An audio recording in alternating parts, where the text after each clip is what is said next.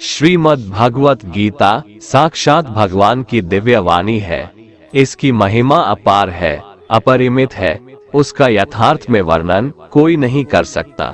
शेष, महेश, गणेश भी इसकी महिमा को पूरी तरह से नहीं कह सकते, फिर मनुष्य की तो बात ही क्या है। गीता एक परम रहस्यमय ग्रंथ है। इसमें संपूर्ण वेदों का सार संग्रह किया गया है। इसका आशय इतना गूढ़ और गंभीर है कि आजीवन निरंतर अभ्यास करते रहने पर भी उसका अंत नहीं आता। भगवान के गुण, प्रभाव, स्वरूप, तत्व, रहस्य और उपासना का तथा कर्म एवं ज्ञान का वर्णन जिस प्रकार भगवत गीता में किया गया है, वैसा अन्य ग्रंथों में एक साथ मिलना कठिन है। भगवत गीता एक ऐसा अनुपमेय शास्त्र है जिसका एक भी शब्द सदुपदेश से खाली नहीं है।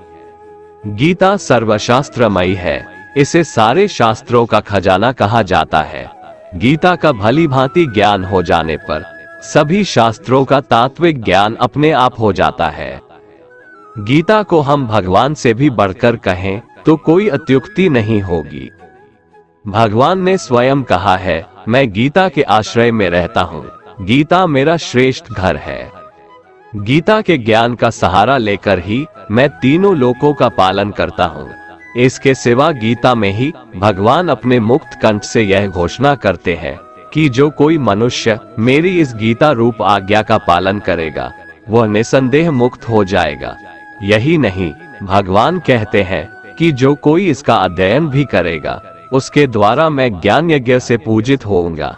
भगवान कहते हैं, जो मनुष्य गीता का रहस्य भक्तों को धारण कराता है और उनमें इसका विस्तार एवं प्रचार करता है, वो मनुष्य मुझे अतिशय प्रिय है। गीता संपूर्ण जीवन दर्शन है और इसका अनुसरण करने वाला व्यक्ति सर्वश्रेष्ठ होता है। भगवत गीता ही है जो आधुनिक युग में समस्याओं से घिरे हुए मनुष्य को एक कर्मशील जीवन जीने के लिए प्रेरित करती है। गीता ऐसे प्रेरणादायक संदेशों का महासागर है जो जीवन से निराश मनुष्य को आशाओं से भर देती है। श्रीमद् भगवत गीता एकमात्र ऐसा ग्रंथ है जो मनुष्य को जीने का सही तरीका बताती है। गीता जीवन में धर्म, कर्म और प्रेम का पाठ पढ़ाती है। श्रीमद् भगवत गीता का ज्ञान मानव जीवन और जीवन के बाद का जीवन दोनों के लिए उपयोगी माना गया है।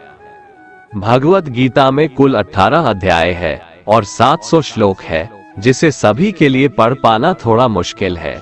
इसीलिए आज के इस बेहद ही खास वीडियो में हम संपूर्ण गीता सार के बारे में बात करने वाले हैं, जिन्हें जानकर आप श्रीमद् भगवत गीता का सही मतलब समझ पाएंगे। इसलिए इन विचारों को आप हर रोज जरूर सुने। तो चलिए अब देर नहीं करते हुए वीडियो शुरू करते हैं। भगवान श्री कृष्ण कहते हैं कि हे अर्जुन, तुम्हें किसका मोह है? इस रणस्थली में युद्ध प्रारंभ होने से ठीक पहले तुम्हारा इस तरह से शस्त्र त्याग देना बिल्कुल भी उचित नहीं है, क्योंकि न तो ये श्रेष्ठ पुरुषों द्वारा आचरित है, न स्वर्ग को देने वाला है और न कीर्ति बढ़ाने वाला है। इसीलिए हे अर्जुन, नपुंसकता को मत प्राप्त हो, हृदय की तुच्छ दुर्बलता को त्यागो, उठो और युद्ध करो। तुम उसका शोक करते हो जो शोक करने के योग्य भी नहीं है और पंडितों जैसी बातें करते हो।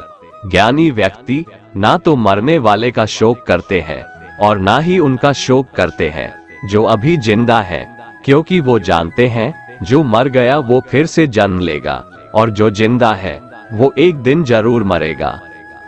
हे अर्जुन, न तो ऐसा है कि मैं किसी काल में नहीं था या तू नहीं था अथवा ये राजा लोग नहीं थे, और ना ऐसा है कि इससे आगे हम सब नहीं रहेंगे। वर्तमान शरीर की उत्पत्ति से पहले भी हम सब थे और पीछे भी रहेंगे। शरीर के नाश होने से आत्मा का नाश नहीं होता, अतः नाश की आशंका से इन सब के लिए शोक करना उचित नहीं है। आत्मा अजर अमर है। आत्मा न तो मरता है और न ही जन्म लेता है, क्योंकि आत्मा अजन्मा, नित्य, सनातन और पुरातन है। शरीर के मारे जाने पर भी यह नहीं मरता। जैसे मनुष्य पुराने वस्त्रों को त्याग कर नए वस्त्र धारण करता है, ठीक उसी प्रकार जीवात्मा पुराने व्यर्थ शरीर को त्याग कर नए शरीर को धारण करती है। आत्मा को शस्त्र काट नहीं सकते और न अग्नि इसे जला सकती है, जल इसे गीला नहीं कर सकता और ना ही वायु इसे सुखा सकती है। परंतु फिर भी अगर तुम इस आत्मा को सदा जन्म लेने वाला और सदा मरने वाला समझता है, तो भी हे महाबाहो, तू इस प्रकार का शोक करने के योग्य नहीं है, क्योंकि इस मान्यता के अनुसार जन्मे हुए की मृत्यु निश्चित है और मरे हुए का जन्म लेना भी निश्चित है। हे अर्जुन, अपने धर्म से भागकर तुम भय मत कर, क्योंकि क्षत्रिय के लिए धर्मयुक्त युद्ध से बढ़कर दूसरा कोई कल्याणकारी कर्तव्य नहीं है। हे पार्थ, अपने आप प्राप्त हुए और खुले हुए स्वर्ग के द्वार रूपी इस प्रकार के युद्ध को भाग्यवान क्षत्रिय लोग ही पाते हैं। किंतु अगर तुम इस धर्मयुक्त युद्ध को नहीं करेगा, तो स्वधर्म और कीर्ति को खोकर पाप को प्राप्त होगा तथा युगों युगों तक तुम्हारे अपकीर्ति की चर्चा होगी। सम्मानित पुरुष के लिए अपकीर्ति मौत से भी बढ़कर है। या तो तुम युद्ध में मारा जाएगा और स्वर्ग को प्राप्त होगा, या तो संग्राम में जीतकर पृथ्वी का राज्य भोगेगा। इस कारण हे अर्जुन, उठ और युद्ध कर। जय पराजय, लाभ हानि और सुख दुख को समान समझकर युद्ध के लिए तैयार हो जा। इस प्रकार युद्ध करने से तू पाप को नहीं प्राप्त होगा और यही तुम्हारा सबसे बड़ा धर्म और कर्म है। ये संसार मेरी ही माया है, ये संसार मुझसे ही उत्पन्न हुआ है। मैं ही इसका पालन पोषण करता हूँ और मैं ही इस सृष्टि का विनाश करता हूँ। मैं जल में रस हूँ, चंद्रमा और सूर्य में प्रकाश हूँ, संपूर्ण वेदों में ओंकार हूँ, आकाश में शब्द और पुरुषों में पुरुषत्व हूँ। मैं ही सूर्य रूप से तपता हूँ, वर्षा का आकर्षण करता हूँ और उसे बरसाता हूँ। हे अर्जुन, मैं ही अमृत और मृत्यु हूँ, सत असत भी मैं ही हूँ। मैं धरती की मधुर सुगंध हूँ, मैं अग्नि की ऊष्मा हूँ, सभी जीवित प्राणियों का जीवन और सन्यासियों का आत्म स्वयं भी मैं ही हूँ। मैं भूत, वर्तमान और भविष्य के सभी प्राणियों को जानता हूँ, लेकिन वास्तविकता में मुझे कोई नहीं जानता। हमेशा शक करने वाला व्यक्ति कभी शांति प्राप्त नहीं कर पाता है। वह ना तो इस लोक में धन, ऐश्वर्य या यश की प्राप्ति कर सकता है और ना ही परलोक में स्वर्ग की प्राप्ति कर सकता है, क्योंकि जब तक मनुष्य किसी भी विषय में संशय युक्त रहता है, तब तक वह उस विषय में सफलता नहीं पा सकता। इसलिए संदेह करने से बचें। हे अर्जुन, तुम्हारा क्या गया जो तुम रोते हो? तुम क्या लाए थे जो तुमने खो दिया? तुमने क्या पैदा किया था जो नष्ट हो गया? तुमने जो लिया यहीं से लिया, जो दिया यहीं पर दिया। जो आज तुम्हारा है कल किसी और का होगा, क्योंकि परिवर्तन ही संसार का नियम है और समय के साथ संसार में हर चीज परिवर्तन के नियम का पालन करती है।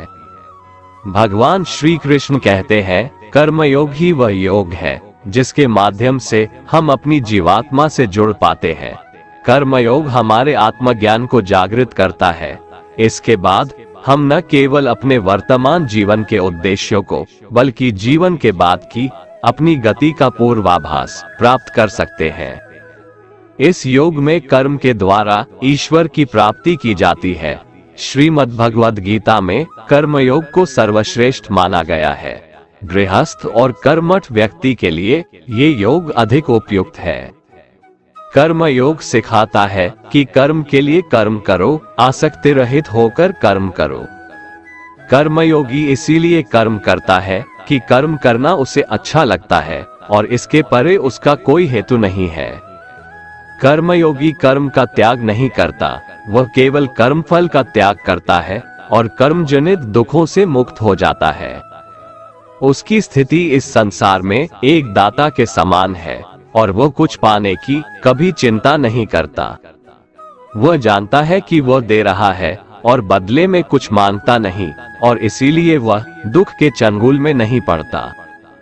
कर्म फल का त्याग कर धर्मनिरपेक्ष कार्य का संपादन भी पूजा के समान हो जाता है। संसार का कोई कार्य ब्रह्म से अलग नहीं है, इसलिए कार्य की प्रकृति कोई भी हो, निष्काम कर्म सदा ईश्वर को ही समर्पित हो जाता है। पुनर्जन्म का कारण वासनाओं या अतृप्त कामनाओं का संचय है। कर्मयोगी कर्मफल के चक्कर में ही नहीं पड़ता, अतः वासनाओं का संचय भी नहीं होता। इस प्रकार कर्मयोगी पुनर्जन्म के बंधन से भी मुक्त हो जाता है। भगवान श्री कृष्ण कहते हैं, मनुष्य का मन वायु की तरह चंचल है। यह मन ही है जो मनुष्य को काम वासनाओं की तरफ भटकाता रहता है। अगर जीवन को सफल बनाना है तो मन पर काबू करना बहुत जरूरी है। मन को वश में करने से दिमाग की शक्ति केंद्रित होती है, जिससे कार्यों में सफलता मिलने लगती है। गीता के अनुसार जिस व्यक्ति ने अपने मन पर काबू पा लिया, वह मन में पैदा होने वाली बेकार की चिंताओं और इच्छाओं से भी दूर रहता है।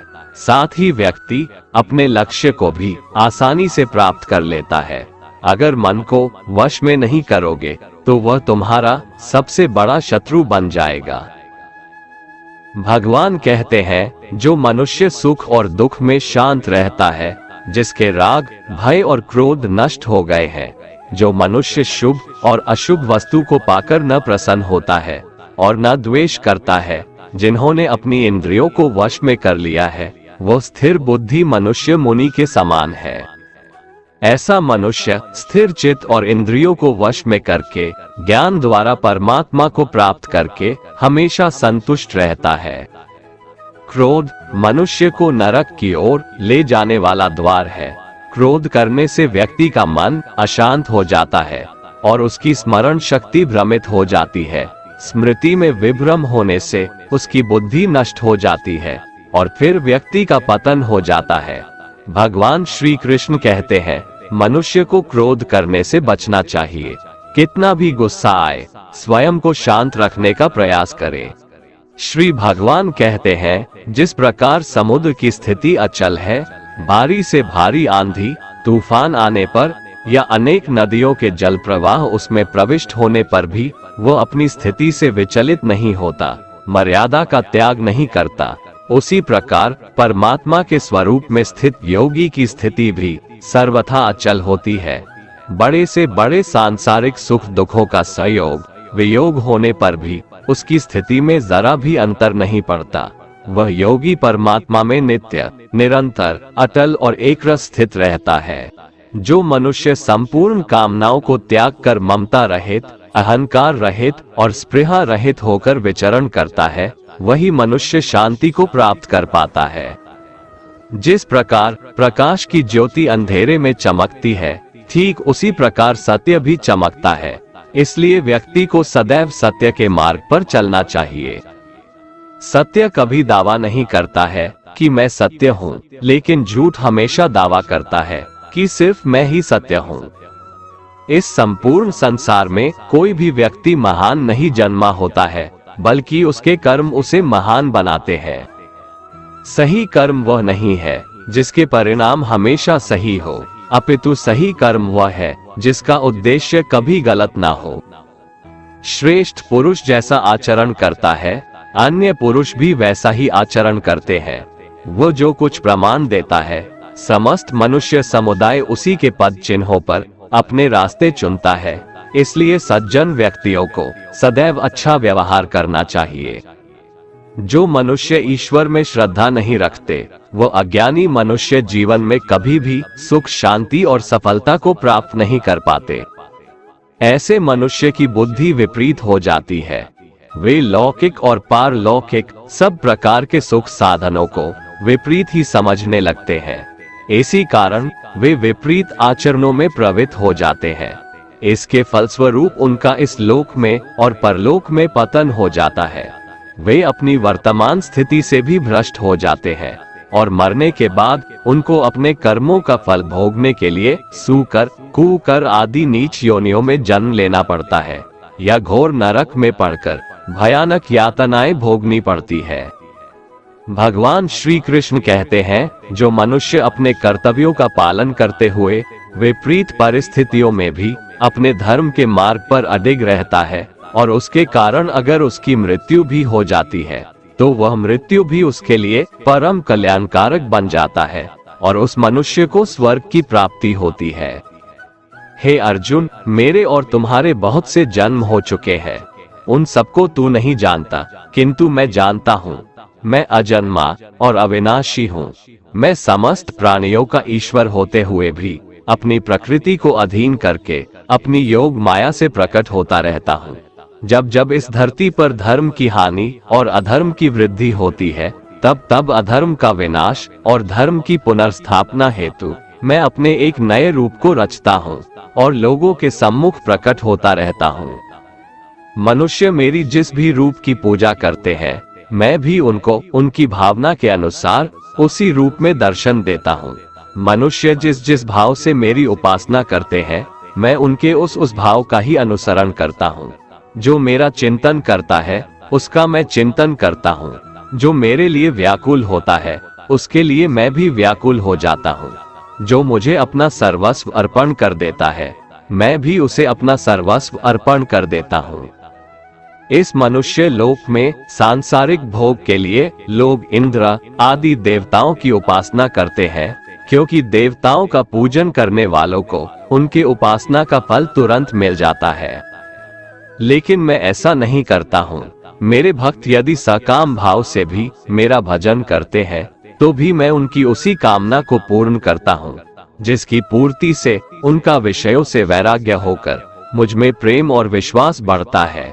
इसीलिए सांसारिक मनुष्यों को मेरी भक्ति का फल शीघ्र मिलता हुआ नहीं दिखता है, और इसलिए वे मंद बुद्धि मनुष्य कर्मों का फल शीघ्र प्राप्त करने की इच्छा से अन्य देवताओं का ही पूजन किया करते हैं। इंसान हमेशा अपने भाग्य को कोसता है, ये जानते हुए भी कि भाग्य से भी ऊंचा उसका कर्म है, जो उसके स्वयं के हाथों में है। जो हुआ वो अच्छा हुआ, जो हो रहा है वह भी अच्छा हो रहा है, जो होगा वह भी अच्छा ही होगा। जो बीत गया उसका तुम पछतावा ना करो और भविष्य की चिंता भी ना करो, अभी तो वर्तमान चल रहा है। जो पुरुष ना किसी से द्वेष करता है और ना किसी चीज की आकांक्षा करता है, वैसा कर्मयोगी पुरुष सन्यासी के समान है, और वह पुरुष सुखपूर्वक संसार बंधन से मुक्त हो जाता है। ना तो मैं किसी के भाग्य का निर्माण करता हूँ और ना ही किसी के कर्मफल का निर्माण करता हूँ। मनुष्य अपने द्वारा किए कर्मों का ही फल भोगता है और उसी से उसके भाग्य का निर्माण होता है। मनुष्य स्वयं ही अपना मित्र है और स्वयं ही अपना सबसे बड़ा शत्रु भी है। ज्ञानी मनुष्य कर्मयोग या भक्ति योग से एक ही जन्म में इस समुद्र रूपी संसार से निकलकर परमात्मा को प्राप्त कर लेता है, और अज्ञानी मनुष्य काम, क्रोध, लोभ, मोह में फंसकर 84 लाख योनियों में भटकता रहता है। भगवान श्री कृष्ण कहते हैं, भगवत प्राप्ति के लिए कर्म करने वाला कोई भी मनुष्य दुर्गति को प्राप्त नहीं होता है। इस लोक में या परलोक में वह जहाँ भी रहता है, वो परमात्मा के मार्ग में आगे ही बढ़ता रहता है। हे अर्जुन, जिनकी बुद्धि माया ने हर ली है, जो जानबूझकर पाप कर्मों में ही लिप्त हैं, जो मुझे जानने की चेष्टा भी नहीं करते, ऐसे मनुष्य को जीवन में और जीवन के बाद के जीवन में भी कष्टों से मुक्ति नहीं मिल पाता है। जो मनुष्य अंत काल में भी मुझको स्मरण करता हुआ शरीर त्यागता है, वह मेरे परम धाम को प्राप्त होता है, इसमें कोई संशय नहीं है।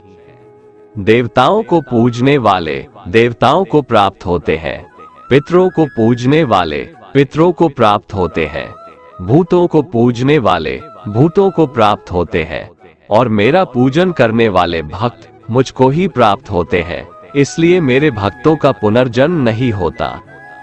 जो कोई भक्त मेरे लिए प्रेम से पत्र, पुष्प, फल, जल आदि अर्पण करता है, उस शुद्ध बुद्धि निष्काम प्रेमी भक्त का प्रेम पूर्वक अर्पण किया हुआ वह पत्र, पुष्प मैं सद्गुण से प्रकट होकर प्रेम पूर्वक खाता हूँ। भगवान श्री कृष्ण कहते हैं, हे अर्जुन, तू जो कर्म करता है, जो खाता है, जो हवन करता है, जो दान देता है और जो तप करता है, वह सब मुझे अर्पण कर, मैं तुम्हें मुक्ति प्रदान करूंगा। मेरे लिए ना तो कोई प्रिय है और ना ही अप्रिय, परंतु जो भक्त मुझको प्रेम से भजते हैं, वो मुझ में है और मैं उनमें हूँ। यदि कोई दुराचारी भी अनन्य भाव से मेरा भक्त बनकर मुझको भजता है, तो वह पुरुष भी साधु के समान है, क्योंकि उसने भली भांति निश्चय कर लिया है कि परमेश्वर के भजन के समान अन्य कुछ भी नहीं है। स्त्री, वैश्य, शूद्र, भूत, पिशाच, चांडाल कोई भी हो, वो मेरी शरण में आकर परम गति को प्राप्त होते हैं। हमारे तामसिक गुण हमारे अंदर हीन भावना पैदा करके हमें खुद को उदास और नुकसान पहुंचाते हैं, और हमारे राजसिक गुण हमें ईर्ष्यालु और लोभी बना देते हैं। भगवान श्री कृष्ण कहते हैं, हर मनुष्य को तामसिक और राजसिक गुणों को खत्म करके अपने सात्विक गुणों से परिचित होना पड़ेगा। सात्विक गुण वो है जो आत्मा को अपने आसपास की हर चीज से जोड़े रखता है और उन्हें प्यार करना सिखाता है। किसी का अच्छा ना कर सको तो बुरा भी मत करना, क्योंकि दुनिया कमजोर है लेकिन दुनिया बनाने वाला नहीं। जिंदगी में हम कितने सही हैं और कितने गलत हैं, ये केवल दो लोग जानते हैं, एक परमात्मा और दूसरी हमारी अंतरात्मा। अपने आप को भगवान के प्रति समर्पित कर दो, यही सबसे बड़ा सहारा है। जो कोई भी इस सहारे को पहचान गया है वह डर, चिंता और दुखों से आजाद रहता है। मनुष्य को सबसे पहले खुद का आकलन करना चाहिए, अर्थात खुद के बारे में जान लेना चाहिए। खुद की काबिलियत और क्षमता को जानना ही मनुष्य को आत्मज्ञान की प्राप्ति करा सकता है। जब तक मनुष्य खुद के बारे में जान नहीं लेगा, तब तक उस मनुष्य का उद्धार नहीं हो सकता। श्रीमद् भगवद गीता में भगवान श्री कृष्ण कहते हैं कि हर एक मनुष्य को अपने आप पर पूरा भरोसा करना चाहिए, क्योंकि जो लोग खुद पर विश्वास करते हैं वह अवश्य ही सफलता प्राप्त करते हैं। ऐसा भी बताया जाता है कि जो व्यक्ति जैसा विश्वास करता है आखिरकार वैसा ही बन जाता है। सुख और दुख सर्दी और गर्मी के समान है। आज अगर दुख है तो कल सुख भी अवश्य होगा। इसलिए इन दोनों ही परिस्थितियों में मनुष्य को संयम से काम लेना चाहिए। जो मनुष्य अपने सभी काम में मन लगाकर अपना कार्य करते हैं और वो छोटे से छोटे कार्यों में भी खुशी ढूंढ ही लेते हैं, वो लोग निश्चित ही अंत में सफलता प्राप्त करते हैं। वहीं दूसरी तरफ ऐसे मनुष्य भी होते हैं जो अपने काम को बस एक बोझ समझकर बस पूरा कर देना चाहते हैं और अपने किसी भी काम को सही ढंग से नहीं करते हैं। तो ऐसे मनुष्य हमेशा ही अपने जीवन में पीछे रह जाते हैं। जो लोग स्वार्थी प्रवृत्ति के हैं, जो सिर्फ अपना मतलब साधने में लगे रहते हैं, जिन्हें दूसरों की भलाई से कोई मतलब नहीं है, ऐसे लोगों का कभी भला नहीं होता। श्री कृष्ण ने गीता सार में उन लोगों के लिए इस उपदेश के माध्यम से बहुत बड़ी सीख दी है। भगवान कहते हैं, स्वार्थ शीशे में फैली धूल की तरह है, जिसकी वजह से व्यक्ति अपना प्रतिबिंब ही नहीं देख पाता। इंसान का स्वार्थ उसे अन्य लोगों से दूर ले जाकर नकारात्मक हालातों की तरफ धकेलता है, जिसके चलते व्यक्ति अकेला रह जाता है। अगर आप चाहते हैं कि आप भी अपना जीवन खुशीपूर्वक व्यतीत करें, तो इसके लिए यह जरूरी है कि आप अपने स्वार्थ को कभी अपने पास नहीं आने दें, क्योंकि स्वार्थी मनुष्य दोस्ती भी सिर्फ अपना स्वार्थ निकालने के लिए करते हैं। ईश्वर हमेशा मनुष्यों का साथ देता है। जो व्यक्ति इस प्रभावशाली सत्य को मान लेता है तो उसका जीवन पूरी तरह बदल जाता है। सृष्टि निर्माता ईश्वर ही है जो संपूर्ण जगत को चला रहा है। वहीं इंसान तो बस ईश्वर की हाथ की एक कठपुतली है। इसलिए इंसान को कभी अपने भविष्य या फिर अतीत की चिंता नहीं करनी चाहिए, क्योंकि हर विकट परिस्थिति में ईश्वर इंसान का साथ देता है और उसे मुश्किल से बाहर निकालता है। इसलिए हम सभी को ईश्वर पर भरोसा रखना चाहिए। श्रीमद् भगवत गीता में श्री कृष्ण ने यह उपदेश दिया है कि अपने काम को पहले प्राथमिकता दें और पहले अपने काम को पूरा करने की कोशिश करें, तभी दूसरे का काम करें। क्योंकि जो लोग पहले अपने काम को नहीं करते और दूसरे का काम करते रहते हैं, वे लोग अक्सर परेशान रहते हैं। मनुष्य अपने हृदय से जो दान कर सकता है वो अपने हाथों से नहीं कर सकता, और मौन रहकर जो कुछ वो कह सकता है वो शब्दों से नहीं कह सकता। जो चीजें हमारे दायरे से बाहर हो उसमें समय गंवाना मूर्खता ही होगी। किसी भी व्यक्ति को ना तो समय से पहले और ना ही भाग्य से अधिक कुछ मिलता है, लेकिन उसे पाने के लिए सदैव प्रयत्नशील रहना चाहिए। जो मनुष्य मेरे पर मन लगाते हैं मेरी भक्ति करते हैं, मैं उनको वो सब कुछ प्रदान करता हूँ जो उनके पास नहीं है, और जो उनके पास है मैं उनकी रक्षा भी करता हूँ। इसलिए ये बहुत जरूरी है कि हम अपने बुरे वक्त में परमात्मा पर भरोसा रखें। भगवान श्री कृष्ण कहते हैं, कितना भी बुरा वक्त आ जाए कभी विचलित नहीं होना चाहिए, बल्कि डटकर उसका सामना करना चाहिए, क्योंकि इस संसार का नियम है, जो आया है उसे दुख का सामना करना पड़ेगा। रोने से और चिंता करने से कोई फायदा नहीं होने वाला है, बल्कि इससे दुख और बढ़ेगा। जीवन में आगे बढ़ने के लिए और अपनी अलग पहचान बनाने के लिए यदि आपको क्रांतिकारी भी बनना पड़े तो इससे पीछे न हटें। कहने का सीधा मतलब ये है कि जरूरत के हिसाब से खुद में बदलाव करें और समाज के बारे में न सोचते हुए अपने काम पूरे करें। जीवन में दोस्तों की भूमिका बहुत अहम होती है। सच्चे दोस्तों की पहचान हमेशा मुश्किल वक्त में ही होती है। जिस तरह भगवान कृष्ण ने पांडवों के मुश्किल वक्त में उनका साथ दिया था, वैसे ही आपको भी अपने दोस्तों का साथ देना चाहिए। इसके साथ ही आपको ऐसे ही दोस्त बनाने चाहिए जो आपके मुश्किल वक्त में आपके साथ खड़े रहें। जीवन में हार जीत लगी रहती है, लेकिन सफलता सिर्फ उसी व्यक्ति को मिलती है जो अपनी गलतियों और हार से सीख लेकर आगे बढ़े। हार कर निराश होना किसी भी समस्या का हल नहीं है। किसी भी परिस्थितियों से लड़ने के लिए उसके लिए एक बेहतर रणनीति बनाना बहुत जरूरी है। बिना रणनीति के आप हर मोर्चे पर कामयाब नहीं हो पाएंगे। यदि पांडव भी श्री कृष्ण द्वारा बनाई गई रणनीति का पालन नहीं करते तो शायद कौरवों के खिलाफ हुए युद्ध में उन्हें जीत नहीं मिलती। गीता के 10वें अध्याय में भगवान श्री कृष्ण कहते हैं कि हे अर्जुन, मैं सभी प्राणियों के हृदय में स्थित सबका आत्मा हूँ। संपूर्ण प्राणियों का आदि, मध्य और अंत भी मैं ही हूँ। मैं सूर्य हूँ, मैं वेदों में सामवेद हूँ, देवों में इंद्र हूँ, इंद्रियों में मन हूँ, मैं ब्रह्मा हूँ, मैं विष्णु हूँ, मैं महेश हूँ, जलाशयों में मैं समुद्र हूँ, पर्वतों में मैं हिमालय हूँ। इस संपूर्ण संसार में तुम जो कुछ भी देख पाते हो सब मैं ही हूँ। कोई आदमी चाहे लाख चीजें जान ले, चाहे वो पूरे जगत को जान ले, लेकिन अगर वह स्वयं को नहीं जानता तो वह अज्ञानी है। अगर कोई आपको ठुकरा दे तो बुरा मत मानना, क्योंकि वे वास्तव में आपकी कीमत नहीं जानते। जो रिश्ता हमें रुला दे उससे गहरा कोई रिश्ता नहीं, और जो रिश्ता हमें रोता हुआ छोड़ दे उससे कमजोर कोई रिश्ता नहीं।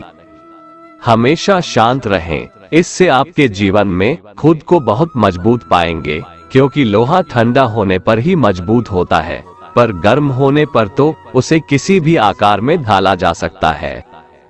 किसी विपत्ति के समय आपको ये 7 गुण बचाएंगे: आपका ज्ञान, आपकी विनम्रता, आपकी बुद्धि, आपके भीतर का साहस, आपके अच्छे कर्म, सच बोलने की आदत और ईश्वर में विश्वास।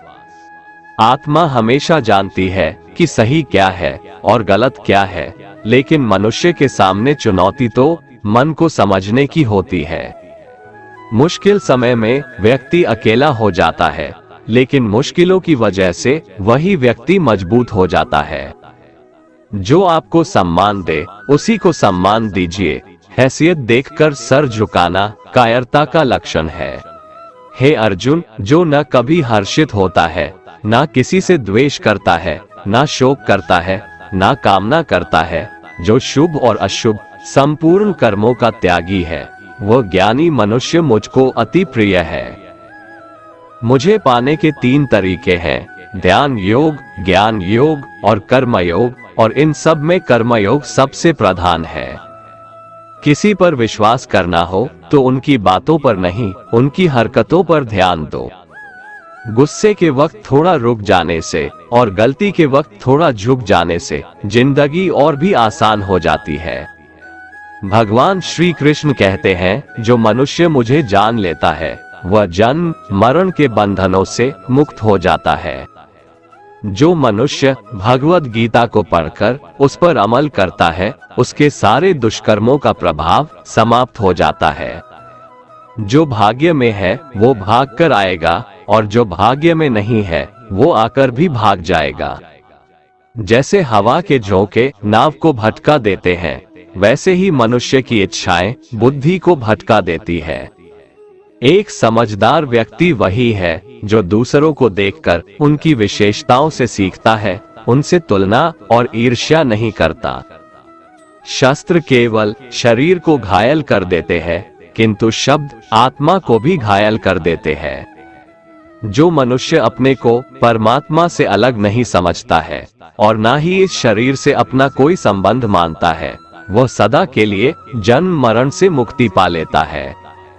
जो व्यक्ति आध्यात्मिक जागरूकता के शिखर तक पहुंच चुके हैं, उनका मार्ग है निस्वार्थ कर्म, और जो भगवान के साथ संयोजित हो चुके हैं, उनका मार्ग है स्थिरता और शांति।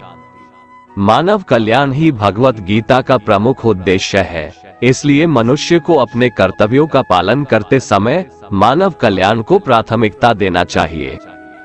श्री कृष्ण कहते हैं, जो तुम्हारा साथ देता है तुम उसका साथ दो, जो तुम्हें धोखा देता है तुम उसे त्याग दो। जिस जगह आपका सम्मान नहीं हो वहां पर कभी जाना नहीं चाहिए, वरना लोग आपको कमजोर और बेवकूफ समझेंगे। जहां बारिश ना हो वहां फसल खराब हो जाती है, और जहां संस्कार ना हो वहां नस्ल भी खराब हो जाती है। जो लोग ये कहते हैं मेरे पास वक्त नहीं है, असल में उनके खास रिश्तों की गिनती में आपका नाम ही नहीं है। हे अर्जुन, वह जो वास्तविकता में मेरे उत्कृष्ट जन्म और गतिविधियों को समझता है, वह शरीर त्यागने के बाद पुनः जन्म नहीं लेता और मेरे परम धाम को प्राप्त होता है। वो व्यक्ति जो सभी इच्छाएं त्याग देता है और मैं और मेरा की लालसा और भावनाओं से मुक्त हो जाता है, उसे अपार शांति की प्राप्ति होती है। जिस मनुष्य के अंदर ज्ञान की कमी और ईश्वर में श्रद्धा नहीं होती, वो मनुष्य जीवन में कभी भी आनंद और सफलता को प्राप्त नहीं कर पाता। ईश्वर ने हमें जो कुछ भी दिया है वही हमारे लिए पर्याप्त है, और यही एक अटल सत्य भी है। संयम, सदाचार, स्नेह एवं सेवा, ये गुण सत्संग के बिना नहीं आते। ईश्वर से किए गए प्रार्थना से इंसान की परिस्थिति या तकदीर बदले या ना बदले, पर उस प्रार्थना से इंसान के चरित्र में जरूर बदलाव आता है। बात इतनी मधुर रखो कि कभी वापस भी लेनी पड़े तो आपको कड़वी न लगे। खुद में थोड़ा स्वाभिमान होना जरूरी है, वरना लोग आपको वहां भी दबाने की कोशिश करेंगे जहां आपका अधिकार है। कोई एक महापुरुष ही आत्मा को आश्चर्य की भांति देखता है, वैसा ही दूसरा कोई महापुरुष ही इसके तत्व का आश्चर्य की भांति वर्णन करता है, तथा दूसरा कोई अधिकारी पुरुष ही इसे आश्चर्य की भांति सुनता है, और कोई तो सुनकर भी इसको नहीं जानता। श्री भगवान कहते हैं, दुख सुख को समान समझने वाले जिस धीर पुरुष को ये इंद्रिय और विषयों के संयोग व्याकुल नहीं करते, वह मोक्ष के योग्य होता है। जब तक तुम अपने आप से नहीं हार जाओ, तब तक दुनिया की कोई ताकत तुम्हें हरा नहीं सकती है। कमजोर तुम नहीं, तुम्हारा वक्त है, और वक्त सबका बदलता है। तुम बस अपना कर्म करते जाओ। जिसने कभी संकट नहीं देखा, उसे अपनी ताकत का कभी एहसास नहीं होगा। जो दूसरों की तकलीफों को समझते हैं, जिनमें दया है, जो दिल से अच्छे हैं, उन्हें दोबारा जन्म नहीं लेना पड़ता है। किसी को कुछ देकर घमंड मत कर, क्या पता तू दे रहा है या पिछले जन्म का कर्ज चुका रहा है। घमंडी मनुष्य का वंश, वैभव और प्रतिष्ठा तीनों ही चले जाते हैं। विश्वास न हो तो रावण, कौरव और कंस को देख लो। चुप रहने से बड़ा कोई जवाब नहीं, और माफ कर देने से बड़ी कोई सजा नहीं। जिस मनुष्य के पास सब्र की ताकत है, उस मनुष्य की ताकत का कोई मुकाबला नहीं कर सकता। हमारी व्यर्थ की चिंता और मन का भय एक ऐसा रोग होता है जिससे हमारी आत्मीय शक्ति बिखर जाती है। मनुष्य को जीवन की चुनौतियों से भागना नहीं चाहिए, और न ही भाग्य और ईश्वर की इच्छा जैसे बहानों का प्रयोग करना चाहिए। यज्ञ से बचे हुए अन्न को खाने वाले श्रेष्ठ पुरुष सब पापों से मुक्त हो जाते हैं, और जो पापी लोग अपना शरीर पोषण करने के लिए ही अन्न पकाते हैं, वे तो पाप को ही खाते हैं। अर्थात जो लोग ईश्वर को याद किए बिना अपने जिंदा रहने में ही लगे रहते हैं, उन्हें चोर समझना चाहिए। केवल ज्ञान ही एक ऐसा अक्षय तत्व है जो कहीं भी, किसी भी अवस्था में और किसी भी काल में मनुष्य का साथ नहीं छोड़ता। धरती पर जिस प्रकार मौसम में बदलाव आता है, उसी प्रकार जीवन में भी सुख दुख आता जाता रहता है। युद्ध हो या जीवन, सफलता केवल 3 शस्त्रों से प्राप्त होती है: धर्म, धैर्य और साहस। कोई भी मनुष्य जन्म से नहीं, बल्कि अपने कर्मों से महान बनता है। कुछ पाना है तो खुद पर भरोसा कीजिए, क्योंकि सहारे कितने भी सच्चे और अच्छे हो, साथ छोड़ ही जाते हैं। मित्र गरीब है या अमीर, यह मायने नहीं रखता, बल्कि वो आपके बुरे समय में आपका साथ कितना देता है, यह मायने रखता है। धर्म चाहे जो भी हो, अच्छे इंसान बनो, हिसाब हमारे कर्म का होगा, धर्म का नहीं। खुशी के लिए काम करोगे तो खुशी नहीं मिलेगी, लेकिन खुश होकर काम करोगे तो खुशी जरूर मिलेगी। जब आप दूसरों के लिए अच्छा चाहते हैं, तो वही अच्छी चीजें आपके जीवन में वापस आती है। यही प्रकृति का नियम है। आपका मूल्य इससे तय नहीं होता कि आप क्या है, यह इससे तय होता है कि आप खुद को क्या बनाने की क्षमता रखते हैं। हंसता हुआ मन और हंसता हुआ चेहरा, यही सच्ची संपत्ति है। जितना इंतजार वो आपसे करवा रहा है, समय आने पर वो इतना देगा कि संभाल भी नहीं पाओगे। कोई आपका साथ ना दे तो निराश मत होना, क्योंकि परमात्मा से बड़ा हमसफर कोई नहीं होता।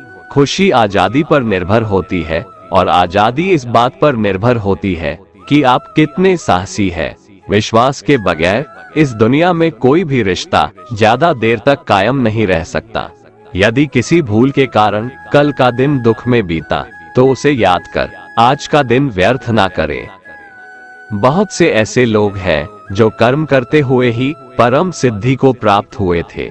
जनक आदि ज्ञानी जन भी आसक्ति रहित कर्म द्वारा ही परम सिद्धि को प्राप्त हुए थे।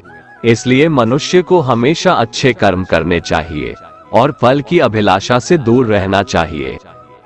हे अर्जुन, मेरा इन तीनों लोकों में न तो कुछ कर्तव्य है और न ही कोई वस्तु प्राप्त करने योग्य है, फिर भी मैं कर्म करते हुए अपने कर्तव्य का निर्वाह करता हूँ।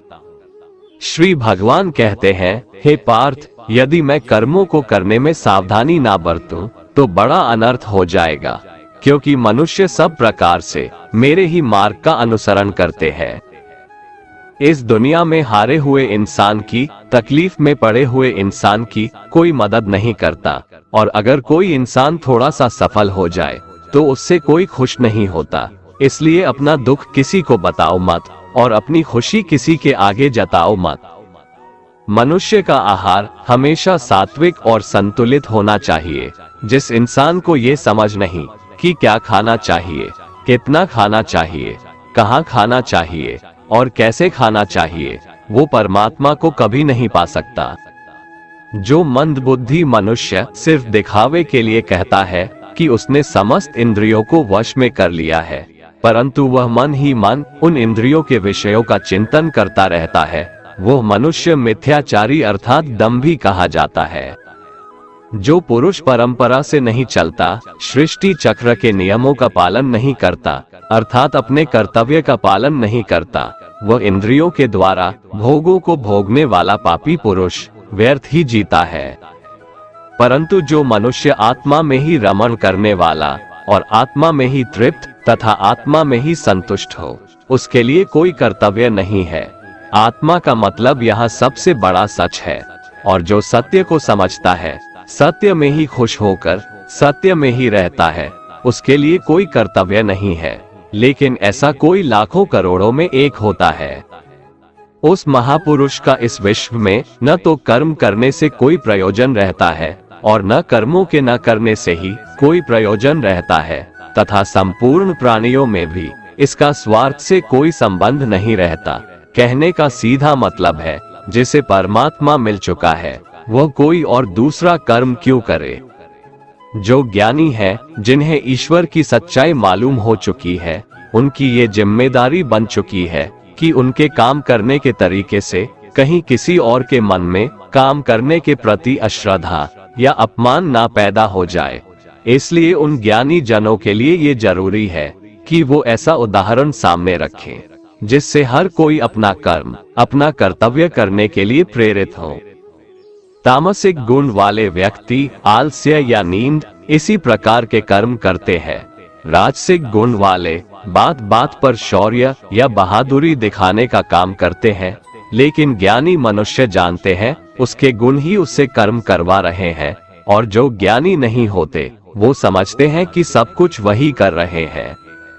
उठाकर फेंक दो उन रिश्तों को गहरे समुंदर में जिनमें वक्त पड़ने पर स्वार्थ और मतलब की बदबू आती हो। अगर सही मायने में आप अपना जीवन बदलना चाहते हो तो सबसे पहले आपको अपना मन बदलने के लिए तैयार रहना पड़ेगा, क्योंकि जैसा आपका मन रहेगा वैसे ही आपके विचार होंगे, और जैसे आपके विचार होंगे वैसे ही आपका जीवन होगा। जो जा रहा है उसे जाने दो, वो आज रुक भी गया तो कल चला ही जाएगा। आप जितने सरल, सीधे और नर्म दिल के रहोगे उतना ही चतुर और बेईमान लोगों द्वारा खदेड़ दिए जाओगे। जिंदगी में सब कुछ दोबारा मिल सकता है, पर वक्त के साथ खोया हुआ रिश्ता और भरोसा दोबारा नहीं मिलता। भरोसा उसी पर करना जो निभाने के लायक हो। कुछ पल का साथ तो अर्थी उठाने वाले भी दे देते हैं। सच्चे लोगों पर भी उतना विश्वास रखिए जितना दवाइयों पर रखते हैं। बेशक थोड़े कड़वे होंगे पर आपके लिए फायदेमंद होंगे। उन लोगों से तो दूरियां ही ठीक है जिन्होंने आपकी नजदीकियों की कभी कदर नहीं की। बड़ा वही होता है जो छोटों के दर्द को समझ सके। कौन क्या कर रहा है, कैसे कर रहा है, क्यों कर रहा है, इन सब से आप जितना दूर रहेंगे उतना ही खुश रहेंगे। हर रिश्ते की अलग अलग सीमाएं होती है, लेकिन बात जब आत्मसम्मान की हो तो वहां पर हर रिश्ता समाप्त कर देना ही उचित होता है। सुबह की नींद इंसान की इरादों को कमजोर बनाती है। मंजिल को हासिल करने वाले लोग कभी देर तक नहीं सोते। मदद एक ऐसी घटना है, करो तो लोग भूल जाते हैं और ना करो तो लोग याद रखते हैं। इंसान दो लोगों से हमेशा हार जाता है, एक अपने परिवार से और दूसरा अपनी पसंद के इंसान से। मूर्ख इंसान अपना तो नुकसान करता ही है, लेकिन जो उसकी मदद करता है उसका भी नुकसान करता है। जीवन में इतने व्यस्त हो जाओ कि पछतावा, दुख, नफरत, डर के लिए समय ही ना बचे। कोई भरोसा तोड़े तो उसका भी धन्यवाद करें। वो हमें सिखाते हैं कि भरोसा सोच समझकर करना चाहिए। जीवन में सुख शांति चाहते हैं तो अपनी समस्याओं और आलोचनाओं को खुद पर हावी ना होने दें। जन्म से मिले रिश्ते तो प्रकृति की देन है, लेकिन खुद के बनाए रिश्ते आपकी पूंजी है, इन्हें संभाल कर रखिए। किसी व्यक्ति के गुण दोषों का निर्धारण करने से पूर्व अपनी दृष्टि को निष्पक्ष और पारदर्शी बनाना आवश्यक होता है। किसी को अपनी कमजोरी मत बताओ, क्योंकि अक्सर लोग दूसरों की कमजोरी का फायदा उठा लेते हैं। जिंदगी में दो लोगों को कभी मत भूलना, एक वो जिसने तकलीफ दी हो और दूसरा वो जिसने तकलीफ में साथ दिया हो। भगवान श्री कृष्ण कहते हैं, तू मन छोटा मत किया कर, जहां तेरे अपने मुंह फेर लेंगे वहां मैं तुम्हारा साथ दूंगा।